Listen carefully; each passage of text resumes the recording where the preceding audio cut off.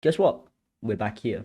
More scheduling conflicts, okay? Just shh. Hello and welcome back to another episode of Push to Talk, the series where I, Lewis, talk about particular topics in and around the gaming sphere to help keep you guys in the loop. This week we are going to be talking about something that I hold close to my heart, esports. Specifically League of Legends and the underdog story that is DRX. But of course, be sure to like the video, subscribe if you want to see more content just like this, and obviously ding dong that notification bell to be notified when we upload next, because we upload every single week. I also need to make an announcement that we at Kakuchopurei are going to be holding an event called Hype Train, which will be held between the 26th and the 27th of November this year. For this, we've partnered up with the Malaysian MRT Corp to help bring you guys a new and novel way for you to experience your favorite games. We've identified 4 high traffic MRT stations across the Klang Valley to pretty much host what we call hype booths. What can you do in these said hype booths? Essentially, people passing by can engage in activities, participate and compete in several gaming titles in what can only be described as a more meaningful and conducive manner. All of these booths will be run simultaneously across 4 stations. Not only are all participants encouraged to participate in the hype booths closest to them,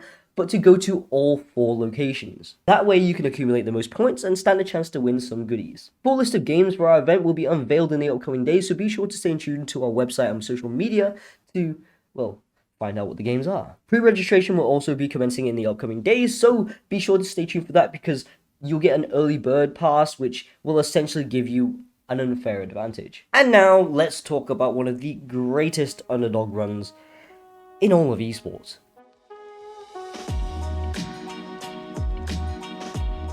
Worlds 2022 had so many great and entertaining storylines going for it. Whether it was North America going 3-15, Rogue being Europe's only last hope, and T1 and Faker possibly getting their 4th title, but there was one storyline that most people didn't even realize was unraveling until it was too late.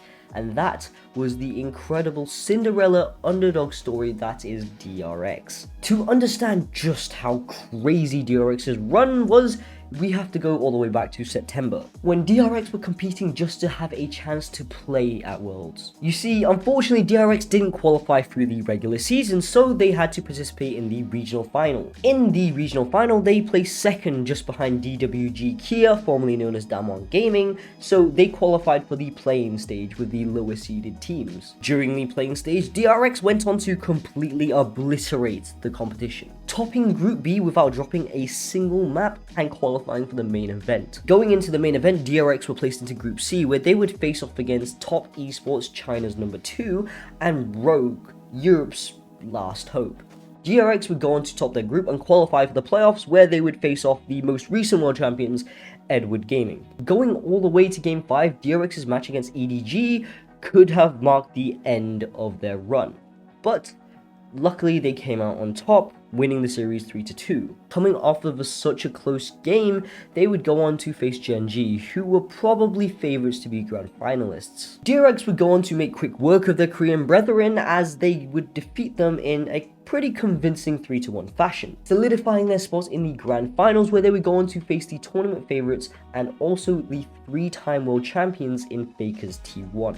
With their back against the wall, DRX were going to show just exactly why they belonged on that stage, facing off against one of the most storied and decorated esports organizations. Put it simply, the series went back and forth, with T1 taking Game 1. Game 2 would go on to be a 46-minute bloodbath, but eventually DRX came out on top and evened out the score 1-1. T1 would quickly snap back and take the lead once again by taking Game 3. With the score 2-1, T1 was now at tournament point. But if we've learned anything about DRX so far, it's that they don't let a deficit get to their heads as they evened out the score once again. With this series all tied up 2-2, it was all or nothing for both teams. So going into Game 5, DRX decided to take the massive risk of choosing 2 non-meta champions in Hecarim and Bard. Game 5 began pretty evenly, but DRX did manage to secure an early lead. But then it was all flipped on its head as T1's Gumayusi went on to steal the first Baron of the game. With the momentum shifting towards the 3-time world champions, T1 began to focus on objectives, managing to secure themselves 7 towers. Along with an insane gold lead, this looked like it was T1's for the taking. But the one thing that they forgot was that DRX's team composition catered to a late game scaling composition, meaning that as time went on, DRX's champions would just get stronger. The real turning point was a team fight around the Elder Dragon that went in favor of DRX. In response, 2 of T1's members managed to rush DRX's base and managed to take a single Nexus turret, but ultimately falling to DRX members recalling before they could do any more damage. With all of T1's members' death timers almost amounting to a minute individually, DRX engaged in a fast counterattack, Hal driving into T1's base before any of the T1 players could respawn, and ultimately taking the Nexus, winning the series 3-2 and becoming the 2022 World Champions. This was the first time in League of Legends history that a play-in stage team made it all the way to the Grand Finals, let alone win the Grand Finals entirely. So that just makes DRX's win all the more impressive.